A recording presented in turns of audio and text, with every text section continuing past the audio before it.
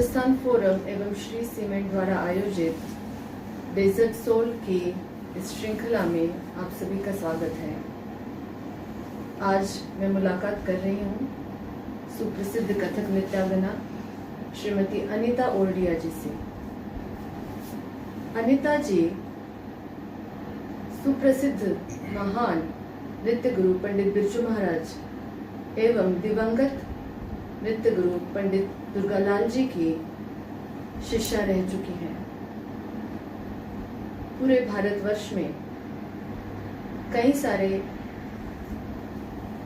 संस्कृति महोत्सवों में आप अपनी नृत्य प्रस्तुतियां दे चुकी है। इसके अलावा विदेशों में भी कई देशों में आप अपनी नृत्य प्रस्तुतियां दे चुकी हैं।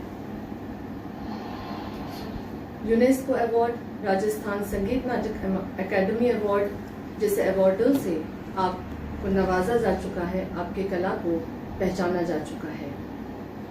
तो आइए बातचीत शुरू करते हैं अनीता जी से। अनीता जी, आपका बहुत बहुत स्वागत है इस कार्यक्रम में। मुझे बहुत खुशी है कि आज हम मिलकर इस तरह बात कर रहे हैं।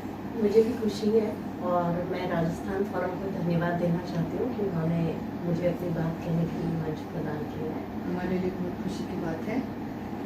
तो मेरा सबसे पहले मैं आपसे पूछना चाहूँगी कि आपका जन्म कहाँ पर हुआ और कथक नृत्य के इस क्षेत्र में आपका पदार्पण कैसे हुआ?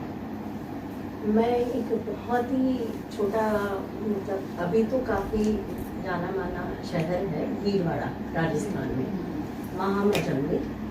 और उस वक्त भीलवाड़ा बहुत छोटा हुआ करता था और मेरा मतलब जिस फैमिली में जन्म हुआ, मेरे पेरेंट्स बिजनेस ओरिएंटेड फैमिली है, लेकिन उनका कला के प्रति ज़रूर कोई ना कोई रुख रहा है। तभी मैं एक इकलौती हूँ जो इस फैमिली में कलाकार है। तो क्या आपने कथक की शुरुआती शिक्षा भीलवाड़ा में ली या किस तरह से आपकी पहली इनिशियल ट्रेनिंग कहाँ पे हुई कथक की?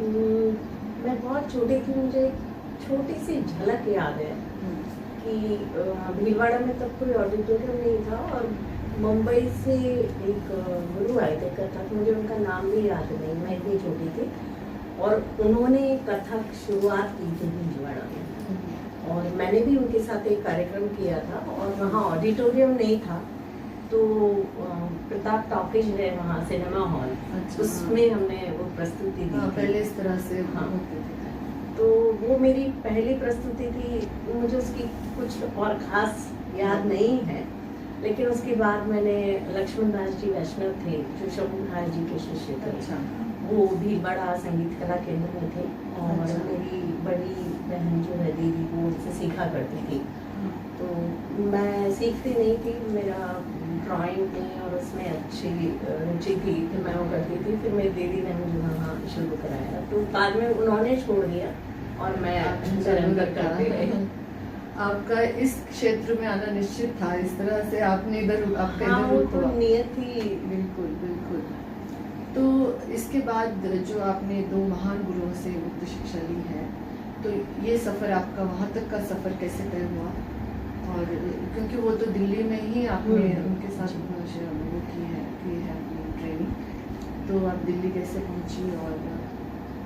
और मैं जब संगीत कला केंद्र में परफॉर्मेंस करती थी, एक पहले सिनेमा हॉल, जब आप सिनेमा देखने जाते थे उसके पहले डॉक्यूमेंट्रीज दिखाते थे, तो मैंने बिरजू महाराज जी की एक डॉक्यूमेंट्री देखी थी और मैं मतलब वो फिल्म तो मुझे याद नहीं है पर वो डॉक्यूमेंट्री मुझे अभी भी याद है, जबकि मैं शायद 7th में ही पढ़ती थी उस वक्त। तो मैंने ऐसे ही तय किया कि मैं कभी इनसे जाकर सीखूं, लेकिन ऐसा कोई इत्तेफाक हुआ नहीं और मेरे लिए वो नाम एक नाम ही रहा।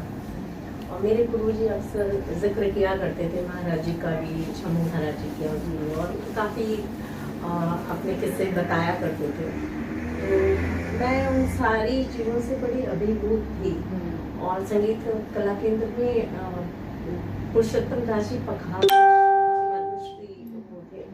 उस समय मैं इतनी छोटी थी और मीडिया इतना पावरफुल नहीं था, हमें इतनी नॉलेज नहीं थी, तो मुझे ये पता नहीं था वो पद्मश्री है, तो पद्मश्री कितनी बड़ी पदवी है और मैं वो क्लास में आते थे तो मैं उनको बहुत ही साधारण तरीके से गुरुजी हैं वैसे ही मैं उनसे बातचीत करती थी। और छोटे थे पर उन्होंने मुझे देखा और उन्होंने कथा केंद्र के बारे में मुझे बताया कि कथा केंद्र होता है और ऐसे तुम चाहो तो जा सकते हो। तो मुझे मार्गदर्शन भी दिया और मेरे गुरुजी को भी कहा कि आप इसको थोड़ा सिखाओ और उसके लिए तैयारी कराओ। उसके बाद कुछ ऐसा हुआ कि हम शोज भी इसका करते थे मतलब उसमें। यहाँ पे मैं एक चीज मुझे लग रही है कि इसका मतलब भीलवाड़ा में भी जो जिन गुरुओं से आपने सीखा इनिशियल वो खुद भी बड़े गुरुओं के खुद भी शागिर्द थे, मतलब अच्छे हाँ। लोग वहाँ पे उस वक्त सिखा उस वक्त देते तो थे, अब शायद हाँ। उतना माहौल नहीं है। अब हाँ, कोई गुरु exactly, है क्योंकि जी। मेरे वो गुरुजी अब रहे नहीं तो अब ऐसा कोई माहौल खास नहीं है।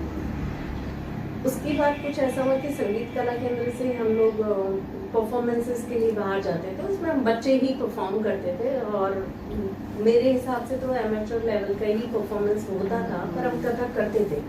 तो एक बार हम मेरठ गए थे परफॉर्म करने के लिए, लौटते समय दिल्ली आए तो मेरे गुरुजी ने कहा कि चलो महाराज जी से मिलवाते हैं। तो उन दिनों भारतीय कला केंद्र था, कथा केंद्र बना नहीं था। तो भारतीय कला केंद्र में मैंने वो कथक की क्लास देखी और बाद में जब मैं कथक केंद्र गई तो मैंने रिकॉल किया कि तब भारती दीदी और कृष्ण मोहन भैया और ये लोग सब रियाज कर रहे थे, महाराज जी उनकी क्लास ले रहे थे और वो कोई गत निकास कर रहे थे। तो मुझे समझ नहीं आया कि मैं जो कथक करती हूँ वो कथक है या ये कथक है, क्योंकि वो बिल्कुल भिन्न था और वो इतना सुंदर और अच्छा लग रहा था। और उसके बाद जब उन्होंने किया फिर महाराज जी ने मेरे गुरु जी को बोला कि आपके शिष्य हैं इनका भी दिखाओ। तो हमें पता ही नहीं था सही क्या होता है गलत क्या है, कितना सुंदर होता है या नहीं होता है। तो हमने बिना झिझक के महाराज जी के सामने अपनी प्रस्तुति दी। तो मेरे गुरु जी ने हमें तैयारी बहुत अच्छी करवाई थी उस जमाने में। मतलब जब हमें प्रैक्टिस कराते थे रात 8 बजे के बाद और 350 चक्कर रोज लगवाते थे। अच्छा, तो वो जो रियाज था वो पुख्ता था, बाकी जो खूबसूरती का पार्ट था वो शायद हमारा इतना परफेक्ट नहीं था। पर मतलब इनिशियल ट्रेनिंग में भी कुछ एक पुख्ता चीजें आपके इनिशियल हाँ, ट्रेनिंग में रही जिसका कि आपको निश्चित ही फायदा हम आगे हुआ रियाज होगा। काफी करते थे 4-4 घंटा और मेरे गुरुजी हमें एक छोटे से कमरे में बंद कर देते थे और वो ये कहते थे कि वो घुंघरू की आवाज बंद नहीं होनी चाहिए और जब तक ये चारों तरफ तुम्हारे पसीना बिल्कुल ऐसे चक्र जैसा नहीं बन जाएगा तब तक बाहर नहीं निकलना है। तो उस तरह का रियाज किया जी, जो बहुत ज़रूरी है एक नर्तक के लिए, शास्त्रीय नर्तक के लिए। रियाज के बिना कोई भी मार्ग और दूसरा नहीं होता है।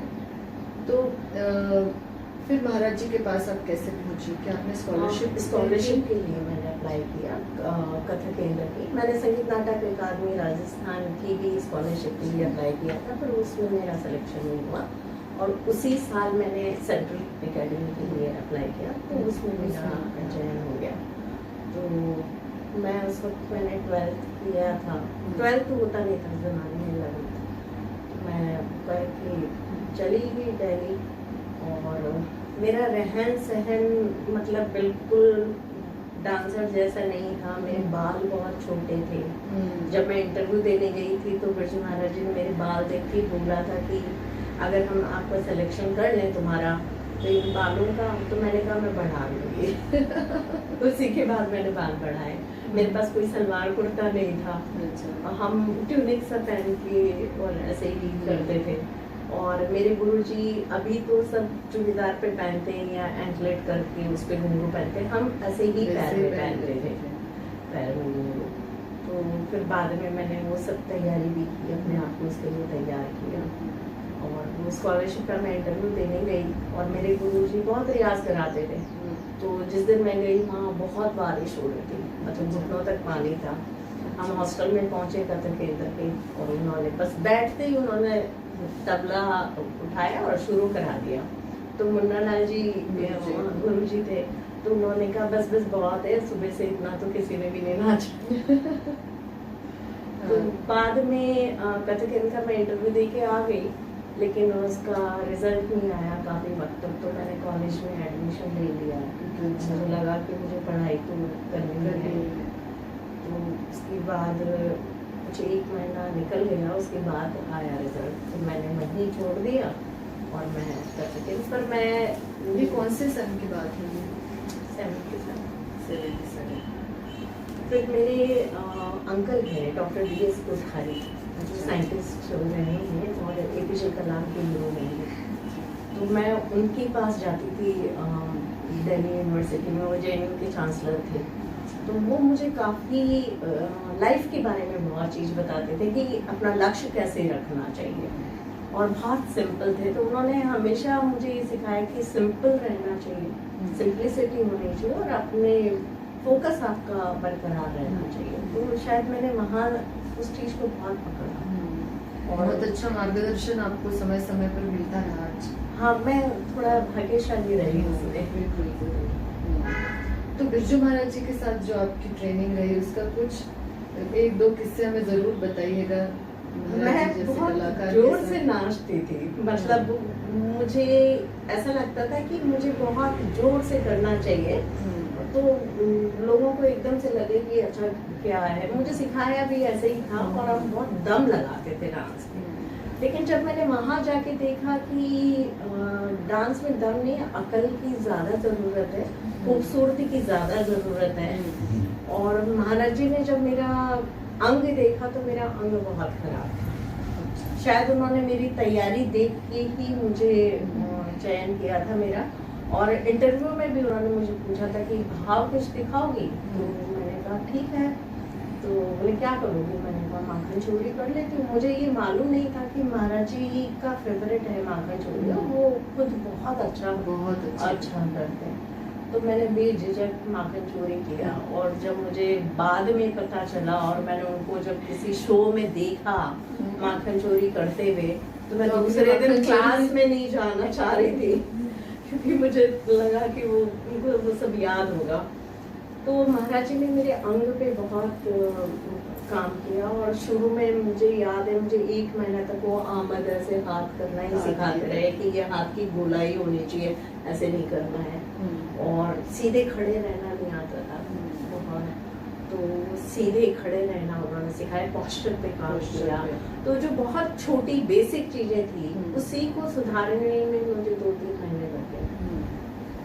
फुटवर्क तो मैं करती थी तब, तो उतना वो नहीं था। तो और मेरी जो रूममेट थी कल्पना वर्मा, वो भी एक बहुत अच्छी संस्था चलाती हैं दिल्ली में, सीनियर थी वो, तो वो करती थी। फिर नीलिमा अजीम थी, वो हमारे हॉस्टल में मतलब वो सीख रही थी महाराज जी से, और मुन्ना जी से वो सब सीख रही थी, पर शायद महाराज जी से उन्होंने सीखा था। और जो मेरा पहला इंटरेक्शन हुआ, मैं कथक में जैसे ही कदम रखा, मैं भीलवाड़ा से आई थी, वो एक गांव का बैकग्राउंड था मेरा।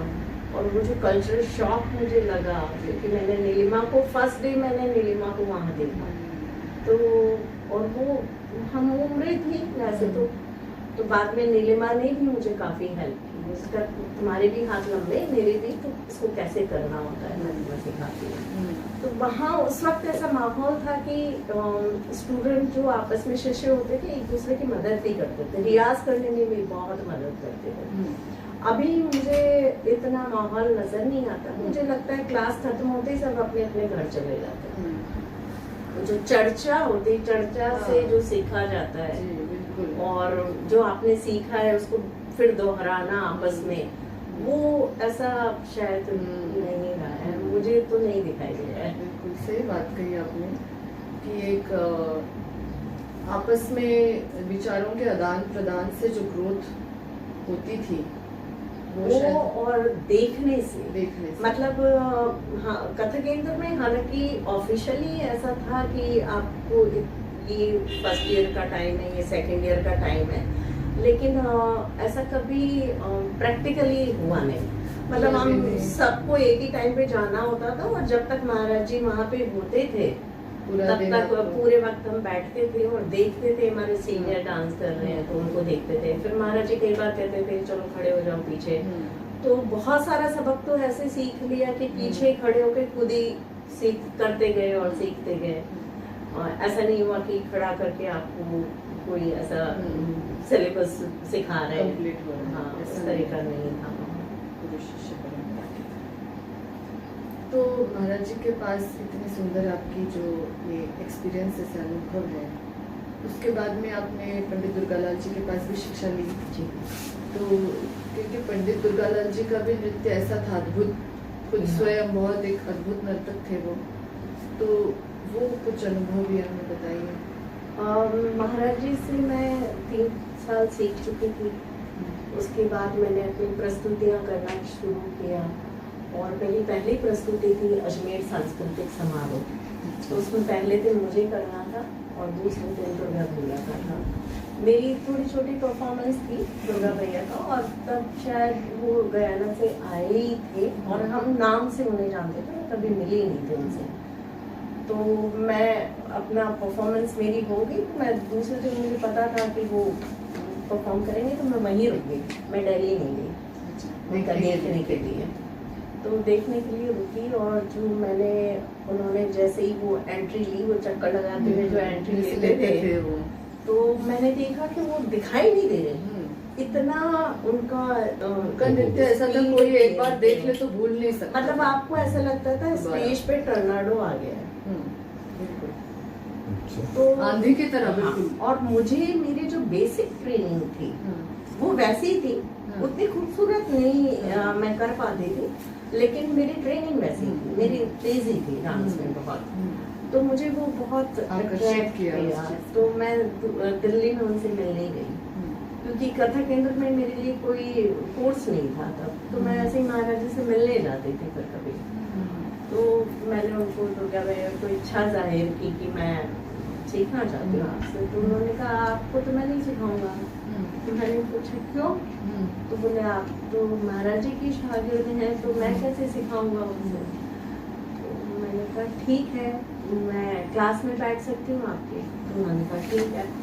तो मेरे पास कोई रहने की जगह नहीं हुआ करती थी दिल्ली में, तो मैंने एक झूठा सर्टिफिकेट बना के वर्किंग वुमेन्स हॉस्टल में रहती थी। अच्छा। तो जब सब लोग काम पे चले जाते थे, मेरे पास एक्चुअली कोई काम ही नहीं था रियाज के अलावा, तो मैं अकेली हॉस्टल में बचती थी। तो वो क्या धीरे धीरे नजर में आने लगा लोगों को कि इसकी कोई जॉब वॉब नहीं है, ऐसे ही है। तो कुछ लोगों ने शिकायत भी कर दी, और सुरेखा सीकरी जी आप जानते हैं, उनकी मदर वार्डन थी। तो हम थोड़े कॉन्फिडेंस में थे कि एनएसडी की है, हम हैंडल कर लेंगे, मैनेज कर लेंगे, पर ऐसा कुछ हुआ नहीं। और उन्होंने मेरे लिए नोटिस लगा दिया।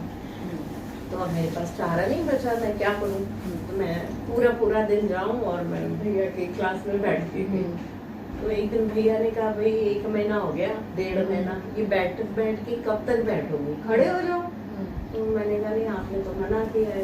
तो फिर उन्होंने कहा चलो महाराज जी के पास चलते हैं मिलने। फिर हम महाराज जी के पास गए। बहुत बड़ी बात है। तो महाराज जी ने थोड़ा जो गुस्सा किया, बोले ऐसे नहीं होता है, शागिर्द के लिए। और उन्होंने कहा ठीक है तुम्हारी इच्छा है। फिर मैंने उनसे सीखना दोनों शुरू ही किया। गुरुओं की अगर देखें तो बहुत बड़ी बात है कि ये खुद आपको पहले वहाँ ले पहले गए, लोग सहज थे। सहज थे। सहज थे। और महाराज जी ने भी बड़ी उससे हाँ, इस बात जी। को स्वीकार कर लिया, तो ये बहुत ही बड़ी बात है। तो दुर्गालाल जी के साथ में आपका कोई अनुभव उनका नृत्य के बारे में? वैसे तो लोग जानते हैं, पर जी। अभी इन बच्चों ने, शायद आज के स्टूडेंट्स ने उनका नृत्य खुद देखा नहीं है। मैं आपको सही बात बताऊं तो दुर्गा भैया जयपुर घराना नाचते थे, लेकिन वो लखनऊ से बहुत प्रभावित थे। सो उनके अंग में लखनऊ की झलक बहुत सुंदरता, एस्थेटिक, और तैयारी उनकी थी खूबसूरत, बहुत थे। और वो तैयारी पे खुद भी बहुत वजन देते थे। तो हमारी सैटरडे की जो क्लास तो होती थी, इतने उनकी पर्सनालिटी में तो डेमी गॉड कहा जाता था नृत्य के क्षेत्र में। और उसमें- मैं आपको सही बात बताऊं, मैं भैया की बहुत रिस्पेक्ट भी करती थी और मैं उनसे बहुत डरती भी थी। और आज मेरी मतलब क्लास में उनकी मैंने 6 की वो लगाई हुई है। गुरुजी आज इस दुनिया में नहीं है, पर आज भी मेरी हिम्मत नहीं है कि मैं उनकी तस्वीर की तरफ देख लूं, मुझे डर लगता है। क्योंकि वो बिल्कुल दोस्ती की तरह आपसे बिहेव करते थे, लेकिन उनकी एक नज़र, आपकी एक गलती के बाद वो जो नज़र उनकी थी, वो मुझे आज भी मैं उसको महसूस कर सकती हूँ। तो जो मैं आपको बता रही थी कि शनिवार को हमारी सिर्फ तत्कार की क्लास होती थी, और जैसे आप भी जानते होंगे, आपके भी स्टूडेंट हैं, तत्कार कोई नहीं करना चाहता। सबको लगता है डांस करें, तत्कार में निकलती है, असली तत्कार जान नहीं करना चाहते। तो हम क्या करते थे कि हॉस्टल में बैक गेट आए तो हम सोचते थे शनिवार को ना बैक गेट से निकल जाते, भैया तो फ्रंट से आएंगे, हमें मिलेंगे नहीं। तो जैसे ही बैक गेट से निकलते थे तो देखते थे भैया बैक गेट में खड़े हुए हैं कार लेके। तो मुझे कहाँ जा रहे हो? तो मैंने कहा नहीं, वो भैया कुछ सामान लेने जा रहे थे। हाँ, तो बोले चलो क्लास में। तो क्लास में चले जाते थे। तो एक बार ऐसा हुआ भैया का कि वो शनिवार को हमें जूस पिलाने लेके जाते थे तत्कार के बाद। तो उनको कोई बैंक में काम था, वो बैंक में चले गए और वहीं से घर चले गए। और हमने कहा मैं जब तक नहीं आऊँ बंद मत होना। और उनकी शाम को 4 बजे क्लास होती थी। तो मैं, हरीश रावत, उमा डोगरा, हम सब लोग थे क्लास में, रियाज कर रहे थे। तो हमने सोचा अब क्या करें, म्यूजिशियंस भी बैठे हुए, हम करते रहे। किस्सा शायद उमा जी ने भी एक इंटरव्यू में सुना था। तो उसके बाद ऐसा हुआ कि वो घर पे गए, खाना खाया उन्होंने, और उनको अचानक, वो रेस्ट करते थे और 4 बजे की क्लास का, उनको अचानक ख्याल आया मैं तो वहाँ दरगाह बोल के आया हूँ। तो वापस अपनी गाड़ी उठा के, वो रहते थे करोल बाग और मंडी हाउस में था, तो वापस आए तो हम सब तत्कार कर रहे थे। तो वो उन्होंने आधे का तिहाई लगा और फिर हमको वो जूस पिलाने के लिए लेके गए। और मुझे पता नहीं था उस वक्त के अनार का जूस कितने का आता है, महंगा। तो मैं, भैया पूछते थे क्या पीना, तो मैंने कहा अनार का जूस पीना है। तो कहते ठीक है। तो एक बार मैं ऐसे ही घूमते घूमते गई, तो मैंने सोचा अनार का जूस पीते हो, तो मुझे तब पता चला ये तो बहुत महंगा है। तो मैंने कहा नहीं, अनार का जूस नहीं। तो मैं अगली बार गई तो भैया ने कहा क्या पीना है? मैंने कहा भैया मौसमी पीऊंगी। तो बोले नहीं, अनार ही पिएंगे। वो बहुत फ्रेंडली भी थे, बहुत उन्होंने अनुशासन भी सिखाया, और उन्होंने व्यवस्थित कैसे रहना चाहिए नृत्य के साथ वो भी सिखाया, ऑर्गेनाइज तरीके से कैसे आपका जीवन खुद भी बहुत डिसिप्लिन।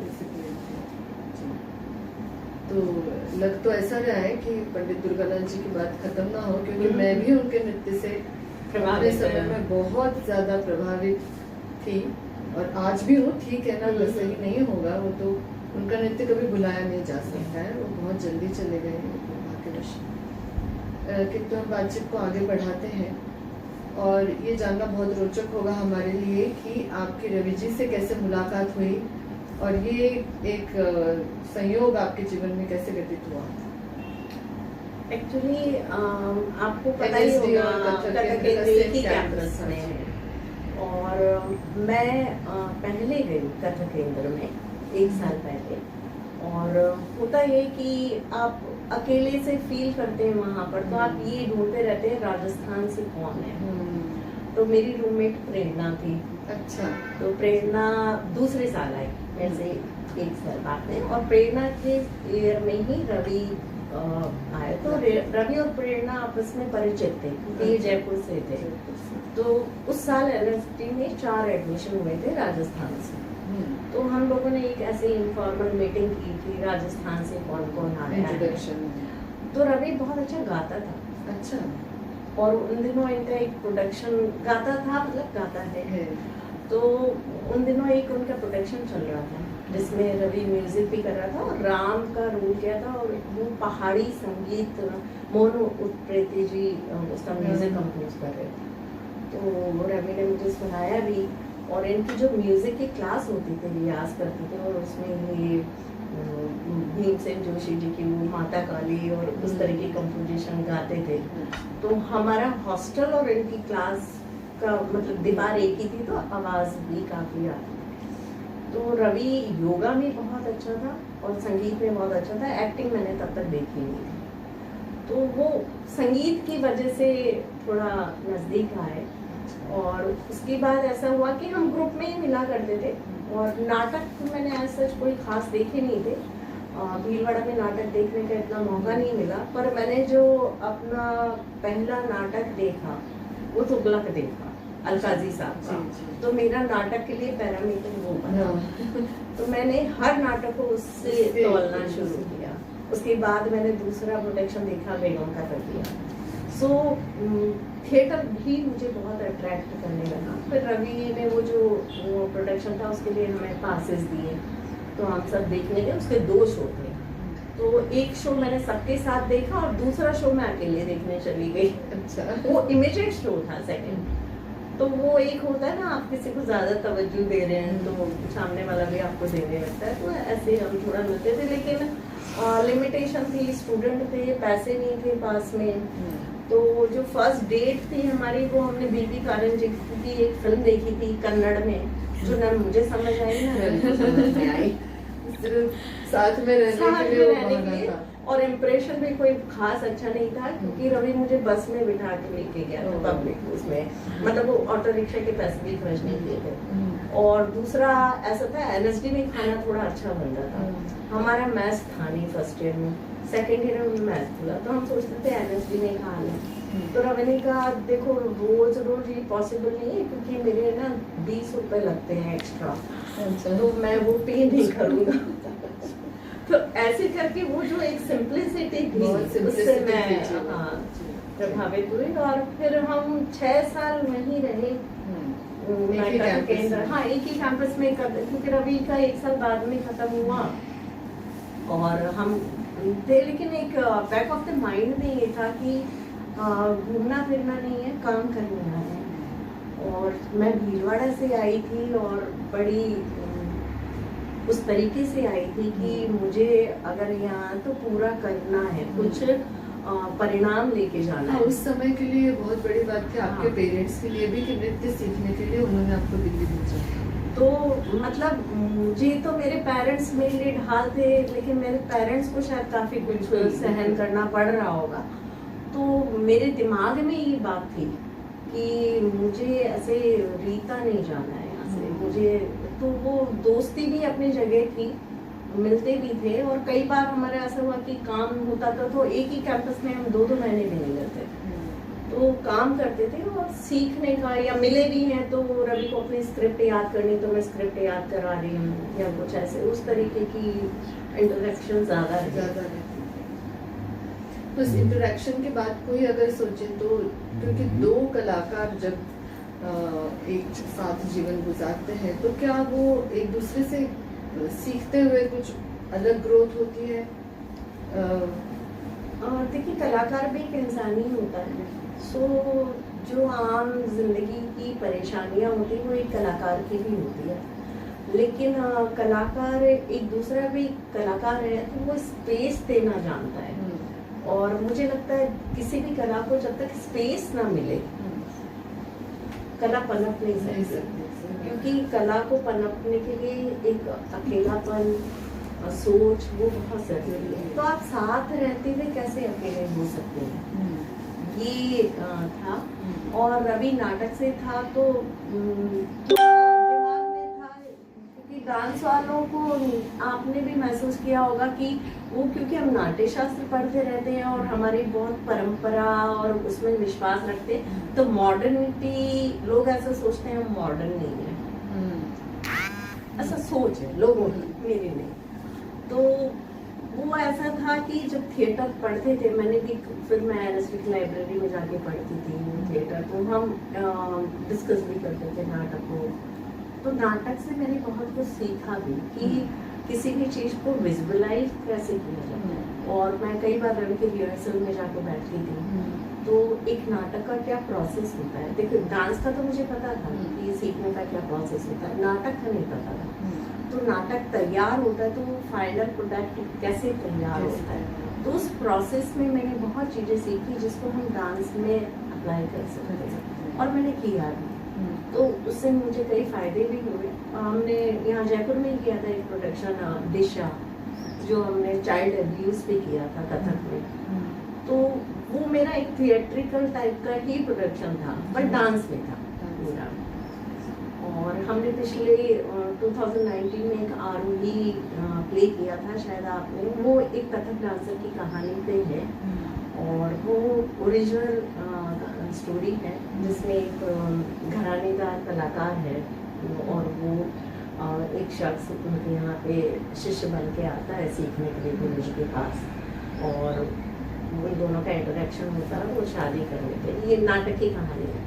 और जो आप भी फेस करती होंगी कि कला के दो रूप है, एक पब्लिसिटी, उससे कई कलाकार चमक रहे हैं, और दूसरा है साधना। तो वो जो लड़की है वो साधना में, रिलेशन में बिलीव करती है, और वो जो लड़का है वो पब्लिसिटी और उसमें, और वो ज्यादा फेमस हो भी जाता है, बट वो कैसे अलग हो जाते हैं, और वो लड़की कला के माध्यम से वापस कैसे आती है। सो मैंने उसमें डांस डायरेक्शन भी किया है, उसको प्रोड्यूस भी किया है, और करीब हमने बहुत महंगा प्रोडक्शन किया, 30-40 लाख रुपए उसमें खर्च किए, और कोविड की वजह से आज हम उसको कर नहीं पा रहे, हम वापस करेंगे। और उसमें मैं आपको बता रही थी कि दुर्गा लाल जी की एक ट्रिपल्ली थी, तो हमने उसमें डांसेस भी यूज किए, और मेरे ख्याल से हिंदुस्तान का पहला ऐसा नाटक है जो डांस पे, क्लासिकल डांस पे बना है, और उसमें हमने ओरिजिनल कंपोजिशंस यूज किए, क्योंकि मैंने कंपोज करवाई, मतलब मैंने आइडिया दिया, काजल घोष ने उनका म्यूजिक किया है उसका, और उस त्रिपल्ली को हमने तरन्नुम में किया। अच्छा, मतलब बंदिश है उसको हमने राग दरबारी में किया, तो वो त्रिपल्ली इतनी खूबसूरत बन की है। सो हमने इस तरह के एक्सपेरिमेंट भी किए। ये मैं इसीलिए कर पाई क्योंकि मैं थिएटर से वाकिफ हूँ।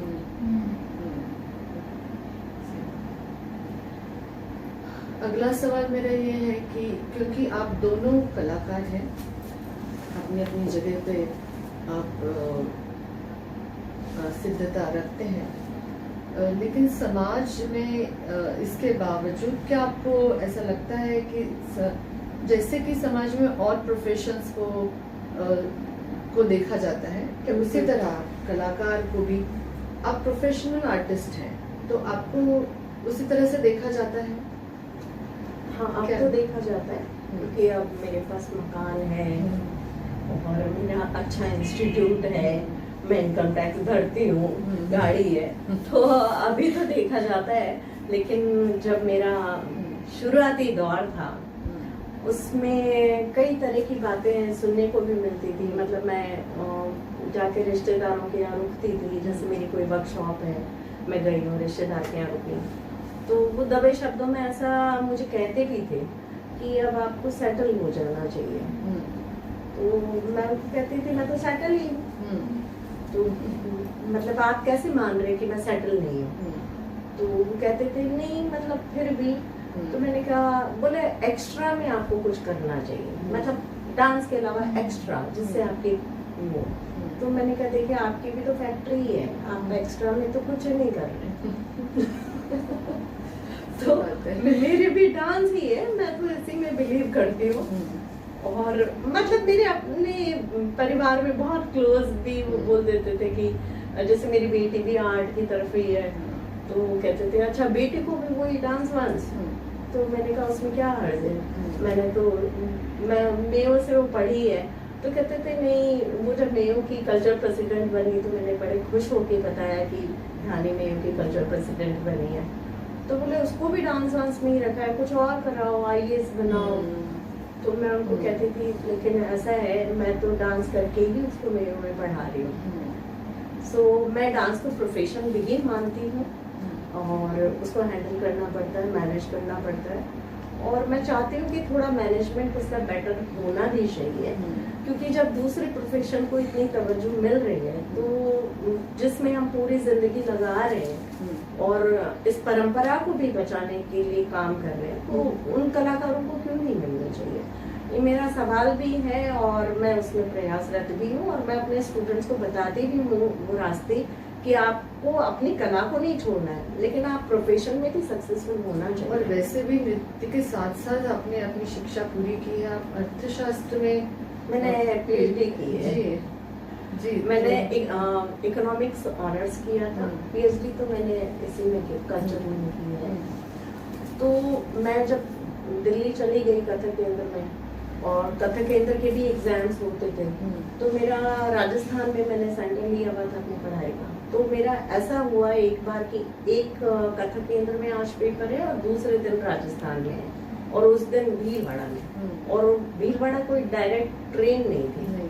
तो मुझे बस में रात को बैठ के आना पड़ता था, और वो बस वाला भी पहचान गया था तो वो मेरे लिए लाइट ऑन रखता था, और मैं रास्ते में पढ़ती हुई आती थी और सुबह 10 बजे पेपर देती थी, और वहां से वापस एग्जामिनेशन हॉल से ही निकल के दिल्ली जाती थी और फिर वहां पढ़ती थी। तो वो जो संघर्ष था, अब लोग कहते हैं संघर्ष, मुझे तो एडवेंचर ही लगा उस वक्त भी।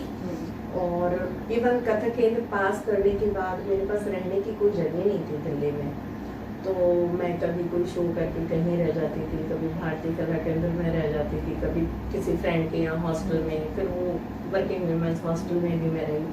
एक वक्त ऐसा भी आया मेरे पास आज कोई जगह नहीं है, तो मैंने ट्रेन का टिकट लिया और जयपुर आई, रात भर ट्रेन लेके, और सुबह दूसरी ट्रेन लेके वापस दिल्ली चली गई।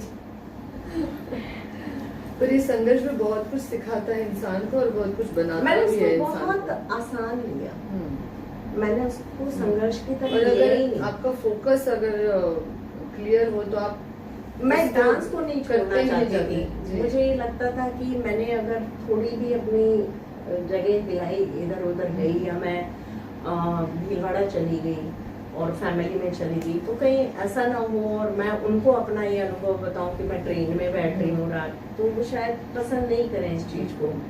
तो मैंने बताया भी नहीं कभी उनको, शायद अगर वो कोई देख रहे होंगे आज तो पता तो लग उनको जाएगा आज उनको। पता चलेगा कि ये अदरवाइज तो मैंने नहीं बताया उन्हें कभी, लेकिन रवि को पता था। अच्छा। हाँ जी। तो उस तरह से भी साथ मिला संघर्ष में।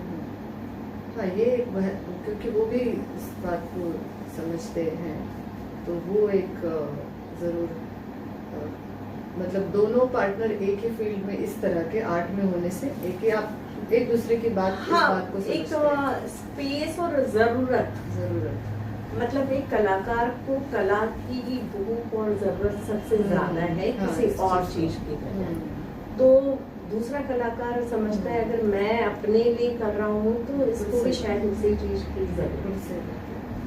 और ये बाद में मुझे ज्यादा फील हुआ जब मेरी बेटी हो गई, तो तब ऐसा हुआ कि मेरे बहुत लिमिटेशन हो गए और वो पढ़ने जाने लगी, तो मैं सिर्फ विंटर ब्रेक और समर ब्रेक में ही शो कर सकती थी। तो मैंने 10 साल ऐसा ही किया, और वहाँ मैं नालंदा में बॉम्बे में सिखाती थी, नालंदा डांस इंस्टीट्यूट में वो करती थी, अपना रियाज करती थी, उस दौरान में तैयार करती थी, उसी में धानी भी सीख गई। तो वो एक अचीवमेंट रहा, पर मुझे कभी उसका मलाल नहीं रहा कि ऐसा किया, क्योंकि मैंने उस दौरान अपने आप को मोड़ा और मैंने बच्चों को सिखाना शुरू किया। यही मेरी एक वजह रही कि मैंने बच्चों को सिखाना शुरू किया। तो मुंबई में आप कई वर्ष मुंबई में आप रही हैं, करीब तो 30 साल। 30 साल।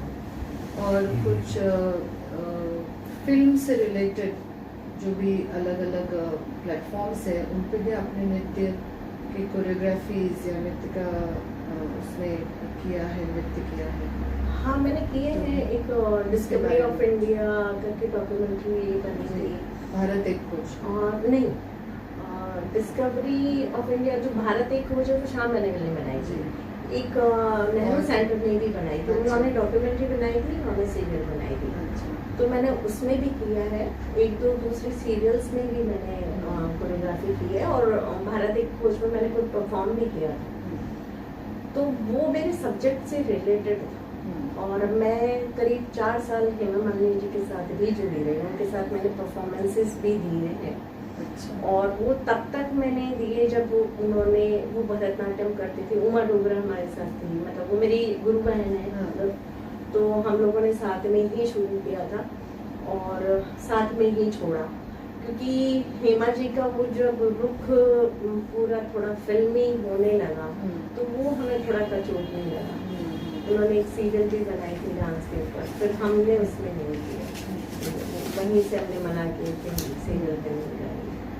तो ऐसा नहीं है, फिल्मों के ऑफर भी आए, लेकिन एक तो हिम्मत नहीं हुई कभी, और कोई खास पसंद भी नहीं आया।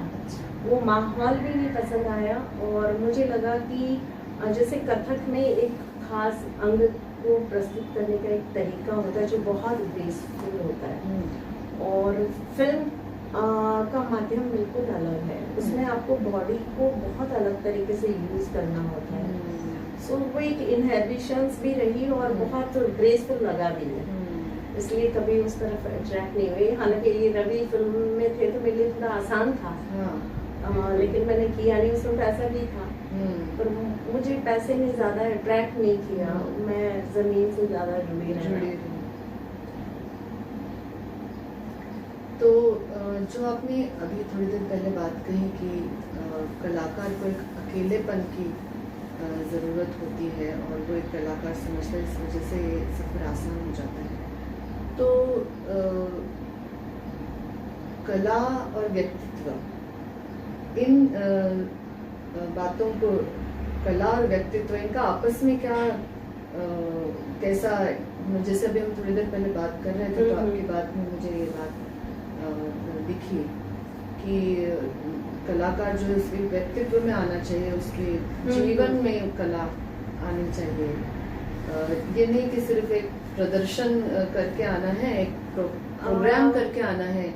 ये मेरा मतलब है कि जैसे जब आप कलाकार होते हैं तो आप उसी समय थोड़ी कलाकार होते हैं जब आप कथक कर रहे होते हैं। आप कलाकार जब तक मन से नहीं होते तब तक आपकी कला बाहर नहीं निकल के आ सकती है, क्योंकि आपके जो मन में है वही आपकी कला में दिखाई देता है। सो पहले अपने व्यक्तित्व को आपको ठीक करना होता है, और वो ठीक करने के लिए कोई ऐसा अलग से प्रयास नहीं करना पड़ता है। आप कला में रमते हैं तो वो अपने आप कला आपको ठीक कर, परिष्कृत करती जाती है और व्यक्तित्व को भी निखारती है। तो मैंने तो ये महसूस किया है कि जैसे मेरी मदर से मैं बहुत अटैच थी और उनकी काफ़ी ट्रेजिक डेथ हुई है, तो वो एक वैक्यूम मेरे लिए आया था। और मेरा मदर से अक्सर डिस्कस होता था, मैं एक गुरुकुल बनाना चाहती थी उस तरीके का। और जब मेरी मदर चली गई तो मुझे समझ नहीं आया कि मैं मतलब कैसे करूँ। तो मैं काफ़ी टाइम भीलवाड़ा भी रही, 6 महीना, और मुझे लगा कि जो ज़मीन मेरी थी गुरुकुल के लिए वो किसी वजह से मुझे नहीं मिली। तो मैंने ये सोचा कि मेरे पास जो है, गुरुकुल मेरी शायद शरीर में उस तरीके से ना बन पाया शक्ल में, लेकिन मेरे दिमाग में तो गुरुकुल वही है। तो मैंने अपनी गाड़ी में अपना सामान भरा और मैं यहाँ आके रेंट पे मैंने, तो रवि ने मुझे कहा कि ऐसी कोई जिद नहीं है, मतलब हम बॉम्बे जाके भी कर सकते हैं, पर बॉम्बे में जगह की प्रॉब्लम है और यहाँ अकेले रहना पड़ेगा। उससे पहले मैं कभी अकेली नहीं रहती, तो मैंने कहा कोई बात नहीं। और मैं जब वो रेंट में रहती थी, वो पेंट हाउस था, वहाँ बिल्कुल अकेली रहती थी। उन दिनों व्हाट्सएप वगैरह नहीं था, तो मैं जयपुर की बात करूँ, मैं किसी को जानती भी नहीं थी इतना, और मेरा इंटरेक्शन नहीं था। मैं इस घर को बनवा रही थी, तो मैं 6-6 घंटे चुप रहती थी, तो मुझे आवाज निकाल के देखना पड़ता था कि मेरी आवाज तो नहीं चली गई। वाह। तो उस तरीके से मैंने वो, तो ये मेरे आर्किटेक्ट को मैंने बोला प्लॉट मेरा बहुत छोटा है पर मुझे इसमें गुरुकुल बनाना है और मेरा इस तरह का है, तो ये कुछ अनयूजुअल सा बना है घर भी, और मेरा गुरुकुल भी है, और अभी भी मेरे दिमाग में वो इमेज है। तो जिस वक्त ये मेरे परेशानी का दौर चल रहा था और मैं बिल्कुल अकेली थी, तो या तो मेरे पास 2 ही ऑप्शन थे, या तो मैं डिप्रेस होकर बैठी रहती, कुछ ना करती। तो मैंने सोचा कि मैं तो करना ही ये चाह रही हूँ, तो मैंने उस दौरान किताबें लिखी, मैंने वर्कशॉप भी की। और जैसे ही मेरी मदर की डेथ हुई, संगीत नाटक एकेडमी ने पहले से ही मुझे बुक किया हुआ था एक वर्कशॉप के लिए। तो उन्होंने मुझे कहा, तो मैंने कहा कि मैं नहीं आ सकती हूँ, कि मेरे फादर सामने ही थे। तो मेरे फादर ने कहा नहीं जाओ, काम है वो तो करना ही है। तो मैं चली गई और मुझे लगा शायद मैं उतना अच्छा कर नहीं पाऊंगी, लेकिन वहाँ जाके 1-2 दिन में ही मैं भूल गई इस बात को। तो कला ने मुझे सहारा दिया और मुझे धीरे धीरे जीवन को समझने का भी मौका दिया कि लाइफ में जिन चीज़ों को आप बहुत महत्वपूर्ण समझते हैं एक्चुअली वो होती नहीं है। सो आपको अपने फोकस को बनाए रखना है, और जो चीज़ आप करना चाहते हैं, चाहे वो कला है या कुछ भी, आपको उसी पे फोकस करना चाहिए।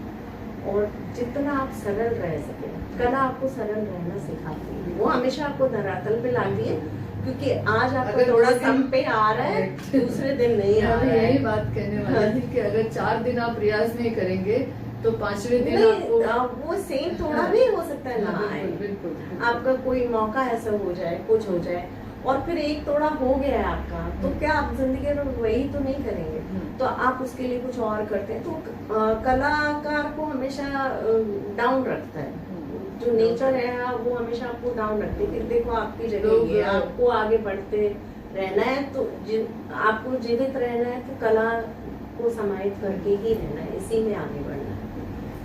लोग सोचते हैं कि कला से क्या मिलेगा, लेकिन मैं समझती हूँ कि कला कलाकार को बहुत समृद्ध बनाती है, विचारों से, व्यक्तित्व से, बिल्कुल हर तरह से, और एक आत्मचिंतन करने के लिए भी बाध्य कर देती है। शारीरिक, शारीरिक तो बौद्धिक है और ही। आत्मिक विकास बिल्कुल जो होता है वो कला से ही कला से पूर्ण होता है। तो बहुत ही ये रोचक बातचीत रही अनिता जी आपसे, और बहुत महत्वपूर्ण कला के पहलुओं पे आपने बात की। बहुत बहुत धन्यवाद आपका राजस्थान फोरम के सभी की तरफ से। दर्शकों की तरफ से ये कुछ निवेदन आ रहा है कि अगर आप कुछ डेमो नृत्य से रिलेटेड अगर आप दे पाए, कोई भावंगे कवित या कुछ इस तरह की। मैं एक दुर्गा भैया की पढ़ंत है कविता, वो मैं पढ़ती हूँ, क्योंकि भैया ने मुझे वो पढ़ रहे थे, तो मैंने कहा भैया बड़ा सुंदर है, तो उन्होंने कहा ठीक है मैं 2 बार पढ़ता हूँ, अगर तुम्हें आ गया पढ़ना, पढ़ंत कर लोगे तो सिखाऊंगा।